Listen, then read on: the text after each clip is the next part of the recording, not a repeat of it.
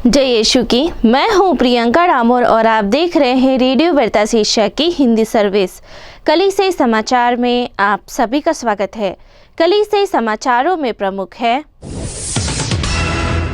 धार्मिक नेताओं के एशियाई सम्मेलन ने HIV और एड्स से पीड़ित लोगों के साथ एकजुटता की पुष्टि की। भारत के धर्माध्यक्षों ने गणतंत्र दिवस मनाया। धर्माध्यक्षों की धर्मसभा 7 स्थानों पर आयोजित की जाएगी। भारतीय ख्रिस्तियों ने पुलिस सर्वे रोकने की मांग की।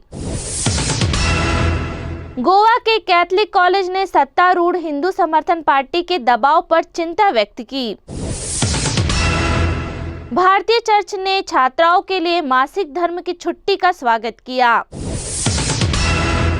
CCBI ने अपनी 34वीं महासभा आयोजित की।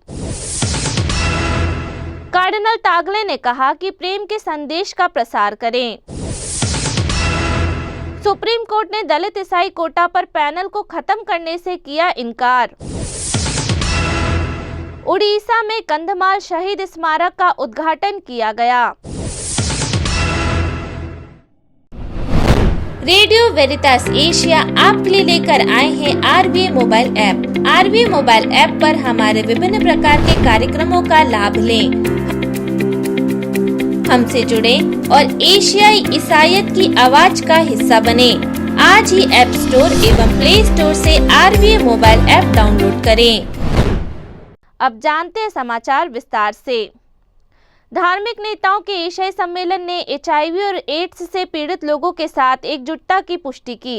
23 से 25 जनवरी को रॉयल बेंजा होटल बैंकॉक थाईलैंड में एशिया में HIV और एड्स का मुकाबला करने के लिए इंटरफेथ एक्शन नेटवर्क को मजबूत करने की ओर पर एशियाई इंटरफेथ सम्मेलन आयोजित किया गया था। 3 दिवसीय सम्मेलन एक सामंजस्य वातावरण बनाने के लिए समुदाय के भीतर पारस्परिक सहयोग के महत्व को रेखांकित किया, जो मानव गरिमा, समावेशिता और स्वीकृति को बढ़ावा देगा, जिससे विविध बहुविश्वासी एशियाई देशों में HIV और एड्स के साथ रहने वाले लोगों के खिलाफ कलंक की प्रमुख बाधाओं को दूर किया जा सके। भारत के धर्माध्यक्षों ने गणतंत्र दिवस मनाया। भारत की कलीसिया के करीब 150 से अधिक धर्माध्यक्षों और सभा में उपस्थित लोगों ने Saint John's national academy of health science में 74वें गणतंत्र दिवस के अवसर पर राष्ट्रीय ध्वज फहराया और एक स्वर में राष्ट्रगान गाया। CCBI के अध्यक्ष एवं गोवा के महाधर्माध्यक्ष कार्डिनल फिलिप नेरी फेराव ने राष्ट्रीय ध्वज फहराया। CCBI के महासचिव मानवीय डॉक्टर स्टीफन अल्थारा ने बतलाया कि इस अवसर पर अपने संबोधन में कार्डिनल फिलिप नेरी ने 26 जनवरी को आधुनिक भारत के इतिहास के महत्व पर प्रकाश डाला। उन्होंने कहा कि गणतंत्रता दिवस जब भारतीय संविधान को लागू किया गया था, हम में से प्रत्येक में देशभक्ति की सच्ची भावनाओं को प्रकट करता है, जिसको हर दिन नहीं देखा जाता। धर्माध्यक्षों की धर्मसभा 7 स्थानों पर आयोजित की जाएगी। धर्माध्यक्षों की धर्मसभा अब महाद्वीपीय चरण में है और प्रत्येक महाद्वीप में 7 स्थानों पर इस कार्यक्रम का आयोजित करने के लिए विस्तृत योजना बनाई गई है। एशियाई धर्माध्यक्षीय सम्मेलन महासंघ ने 24 से 27 फरवरी को बान फुवान पास्टोरल प्रशिक्षण केंद्र बैंकॉक थाईलैंड में महाद्वीपीय सभा आयोजित करने के लिए निर्धारित किया है। महाद्वीपीय स्तर का अध्ययन सिडनाल सचिवालय द्वारा पिछले अक्टूबर में जारी किए गए 50 पृष्ठ के दस्तावेज पर आधारित है, जिसका शीर्षक है अपने तंबू के स्थान को बड़ा करें। महाद्वीपीय विधानसभाओं से पहले धर्माध्यक्षीय सम्मेलनों और धर्मसभा आयोग द्वारा इस दस्तावेज का अध्ययन किया गया है। इन सभाओं द्वारा तैयार किए जाने वाले दस्तावेज रोम में धर्मसभा के अक्टूबर 2023 सत्र के लिए कार्य दस्तावेज का आधार बनेंगे। गोवा के कैथलिक कॉलेज ने सत्तारूढ़ हिंदू समर्थन पार्टी के दबाव पर चिंता व्यक्त की। पश्चिम भारत में एक पूर्व पुर्तगाल उपनिवेश गोवा में चर्च के नेताओं ने कैथलिक शैक्षणिक संस्थानों में घुसपैठ करने के लिए सत्तारूढ़ हिंदू समर्थन पार्टी के दबाव पर चिंता व्यक्त की है। जेवियर सेंटर ऑफ हिस्टोरिकल के निदेशक जेसुइट फादर एंथोनी दा सिल्वा कहते हैं, हमारे कैथलिक शैक्षणिक संस्थान अधिक से अधिक सांप्रदायिक हो रहे हैं। जेसुइट पुरोहितों ने आरोप लगाया है कि इसका उद्देश्य ईसाई शैक्षणिक परिसरों में हिंदू समर्थन विचारधारा को आगे बढ़ाना है। फादर डॉक्टर सिल्वा विशेष रूप से हाल की एक घटना का जिक्र कर रहे थे, जिसमें भाजपा के छात्र संघ के कुछ सदस्यों ने नारेबाजी करके और कक्षाओं को बाधित करके चर्च द्वारा संचालित सेंट जेवियर कॉलेज में तनाव पैदा कर दिया था। कॉलेज गोवा और दमन के आर्चडायसिस के अंतर्गत आता है। एबीपीबी के सदस्य कॉलेज के अधिकारियों द्वारा कॉलेज में नई छात्र परिषद को शामिल करने से इनकार करने का विरोध कर रहे थे, क्योंकि हिंदूवादी छात्रों के विंग ने शैक्षणिक वर्ष के लिए दिसंबर में हुए परिषद चुनाव में जीत हासिल की थी। भारतीय चर्च ने छात्राओं के लिए मासिक धर्म की छुट्टी का स्वागत किया। ईसाई नेताओं ने सरकार द्वारा संचालित उच्च शिक्षा संस्थानों में छात्राओं के लिए मासिक धर्म की छुट्टी शुरू करने के लिए भारत में कम्युनिस्ट नेतृत्व वाली राज्य सरकार के कदम की सराहना की। हालांकि वे केरल राज्य में 18 वर्ष और उससे अधिक आयु के छात्राओं को 60 दिनों के मातृत्व अवकाश प्रदान करने की राज्य सरकार की योजना पर संदेह कर रहे थे। केरल कैथलिक बिशप काउंसिल के क्षेत्रीय बिशप फोरम के प्रवक्ता फादर जेकब जी पलकपल्ली ने कहा, इसमें कोई संदेह नहीं है कि कॉलेज की छात्राओं को मासिक धर्म की छुट्टी देने का सरकार का फैसला एक बेहद सराहनीय कदम है। राज्य के उच्च शिक्षा मंत्री आर बिंदु ने 19 जनवरी को सरकारी आदेश की घोषणा की।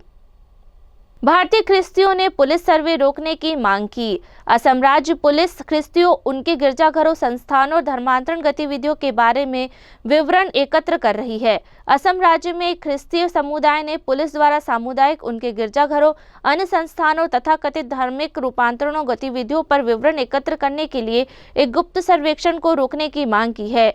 गोलाघाट जिले में यूनाइटेड क्रिश्चियन फोरम ने 20 जनवरी को मुख्यमंत्री हिमंत बिस्वा शर्मा को पत्र लिखकर जिले की पुलिस को ख्रिस्तियों को परेशान करने से रोकने के लिए एक निर्देश जारी करने का आग्रह किया। सीसीबीआई ने अपनी 34वीं महासभा आयोजित की। भारतीय कैथलिक धर्माध्यक्षीय सम्मेलन की 34वीं महासभा के दूसरे दिन 25 जनवरी की शुरुआत भारत और नेपाल के प्रेरित राजदूत महाधर्माध्यक्ष लोपाल्दो गिरेली की अगुवाई में ख्रिस्त याग के साथ हुई। अपने उपदेश में संत पौलुस के मन परिवर्तन की याद करते हुए महाधर्माध्यक्ष गिरेली ने भारत के धर्माध्यक्षों से कहा कि मन परिवर्तन के बाद संत पौलुस ने अपना ध्यान खुद पर से हटाकर ख्रिस्तियों पर लगाया। सीसीबीआई के महासचिव डॉक्टर स्टीफन अल्थारा की रिपोर्ट के अनुसार महाधर्माध्यक्ष ने कहा, कैथलिकों के रूप में हम ईश्वर की योजना के अनुसार दुनिया में परिवर्तन को उत्प्रेरित करने के लिए बुलाए गए हैं। कार्डिनल तागले ने कहा कि प्रेम के संदेश का प्रसार करें। मंगलवार को बेंगलोर में भारत के लैटिन रीति के कैथलिक धर्माध्यक्षीय सम्मेलन की 34वीं आम सभा का उद्घाटन करते हुए सुसमाचार प्रचार हेतु गठित परम धर्मपीठीय विभाग के उप प्रीफेक्ट कार्डिनल एंटोनियो लुइस तागले ने भारत के धर्माध्यक्षों से प्रेम के संदेश को बढ़ावा देने का आह्वान किया। कार्डिनल तागले ने सीसीबीआई धर्माध्यक्षों को कलीसिया और समाज में एकता और भागीदारी को बढ़ावा देने के लिए प्रेम की कहानी सुनाते हुए प्रोत्साहित किया। उन्होंने याद दिलाया कि प्रेम के संदेश के माध्यम से हमारे समाज को एक शांतिपूर्ण समाज में बदलना प्रत्येक व्यक्ति का कर्तव्य है। सुप्रीम कोर्ट ने दलित ईसाई कोटा पर पैनल को खत्म करने से किया इनकार। सुप्रीम कोर्ट ने एक पैनल की नियुक्ति को चुनौती देने वाली एक याचिका को खारिज कर दिया है, जो इस बात की जांच करेगी कि क्या दलित लोग जो ईसाई धर्म या इस्लाम में परिवर्तित हो गए हैं, सरकार के सामाजिक कल्याण कार्यक्रम के लिए पात्र हैं। हिंदू समर्थन भारतीय जनता पार्टी के नेतृत्व वाली संघीय सरकार ने पिछले साल 6 अक्टूबर को 3 सदस्यीय आयोग का गठन किया था, जो परिवर्तित दलितों को अनुसूचित जाति का दर्जा देने पर विचार करेगा, जिससे उन्हें सरकार के सकारात्मक कार्यवाही कार्यक्रमों के लिए पात्र बनाया जा सके। समिति को दलित, ईसाई और मुसलमानों को लाभ देने के निहितार्थ का अध्ययन करने और 2 साल के भीतर एक रिपोर्ट प्रस्तुत करने के लिए भी कहा गया था। दलित ईसाई नेताओं ने पैनल की नियुक्ति को एससी के रूप में मान्यता में देरी के लिए एक रणनीति के रूप में खारिज कर दिया, जो उन्हें संसद और राज्य विधानसभाओं, सरकारी नौकरियों और शिक्षा में 15% आरक्षित कोटे में हिस्सेदारी सुनिश्चित करेगा। वर्तमान में हिंदू, सिख या बौद्ध धर्मों के दलित लोग इन लाभों का आनंद लेते हैं, लेकिन दलित पृष्ठभूमि के ईसाई और मुस्लिम लोगों को इस आधार पर लाभ से वंचित किया जाता है कि उनके धर्म जाति मुक्त हैं। उड़ीसा में कंधमाल शहीद स्मारक का उद्घाटन किया गया। 21 जनवरी को उड़ीसा कोलानाजू के डिवाइन मर्सी चर्च में कंधमाल शहीदों के लिए एक स्मारक का उद्घाटन किया गया। इस स्मारक में कंधमाल उत्पीड़न के दौरान मारे गए 105 लोगों के नाम हैं।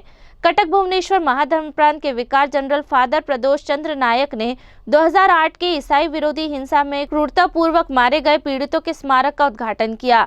जीवित बचे लोगों में से एक और स्मारक के प्रवर्तक फादर मनोज नायक ने कहा, हमें एक ऐसे स्मारक की आवश्यकता है जो किसी भी व्यक्ति को मसीह के लिए अपने जीवन का बलिदान करने वाले को श्रद्धांजलि, सम्मान, एकजुटता दिखाने की अनुमति दे। नायक ने आगे कहा, वे हमारे दिल और दिमाग में हैं, हम उन्हें नहीं भूल सकते हैं क्योंकि उन्होंने साहस दिखाया है और मसीह के विश्वास में दृढ़ रहे हैं। इसी के साथ कलीसिया समाचार समाप्त हुए। अगली बार फिर मुलाकात होगी नई खबरों के साथ। नमस्कार। रेडियो वेरितास एशिया आपके लिए लेकर आए हैं आरवीए मोबाइल ऐप। आरवीए मोबाइल ऐप पर हमारे विभिन्न प्रकार के कार्यक्रमों का लाभ लें, हमसे जुड़े और एशियाई ईसाईयत की आवाज का हिस्सा बने। आज ही ऐप स्टोर एवं प्ले स्टोर से आरवीए मोबाइल ऐप डाउनलोड करें।